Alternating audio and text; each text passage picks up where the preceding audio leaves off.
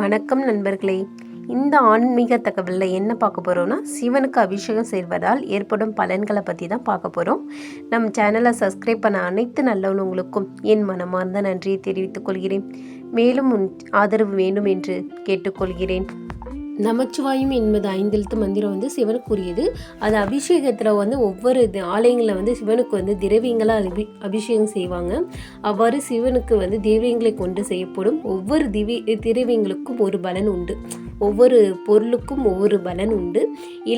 இளநீரால் சிவனுக்கு அபிஷேகம் செய்தால் பேரானந்தம் கிடைக்கும்.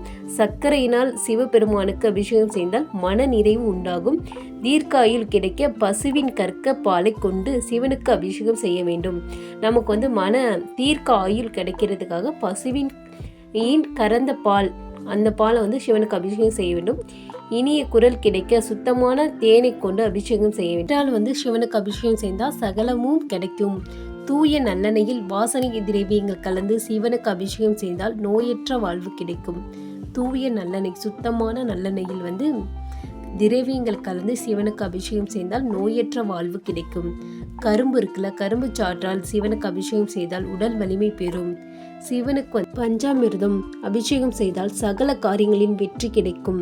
இதுதான் சிவனுக்குரிய அபிஷேகம். அதுக்குரிய பலனும் நீங்களும் தெரிஞ்சுக்கோங்க. அப்போதான் ஒவ்வொரு பலனும் ஒவ்வொரு இதுக்கும் நீங்கள் ஏற்ற மாதிரி அதுக்குரிய பலனை செஞ்சு அதுக்குரிய பலனை பெற்றுக்கோங்க. நானும் உங்களுக்காக வேண்டிக்கிறேன். சிவனுக்கு இவ்வளோ அபிஷேகங்கள் பண்ணி முடிச்சோன்னே வகையான மலர்களால் தலையில் வைத்து வணங்குவது ரொம்ப சிறப்பான பலனை தரும். மலர்களால் சிவனுக்கு அபிஷேகம் செய்து வணங்குவது ரொம்ப உங்களுக்கு பலனை கொடுக்கும். மன நிம்மதி எல்லாத்தையும் கொடுக்கும். சகல செல்வங்களும் கிடைக்கும். இந்த மாதிரி நீங்கள் ஒரு டைம் அபிஷேகம் பண்ணி பாருங்கள். உங்களுக்கு எல்லா பலனும் சிவன் கண்டிப்பாக கொடுப்பார். நானும் இந்த நேரத்தில் உங்களுக்காக பிரார்த்தனை செய்கிறேன். நன்றி நன்றி நன்றி. திங்கட்கிழமை சிவனுக்கு உகந்த நாள். இன்று நீங்கள் நினைத்த காரியம் அனைத்தும் நடக்கும். சிவனுக்கு அபிஷேகம் செய்து அந்த பலனை பெற்றுக்கொள்ளுங்கள்.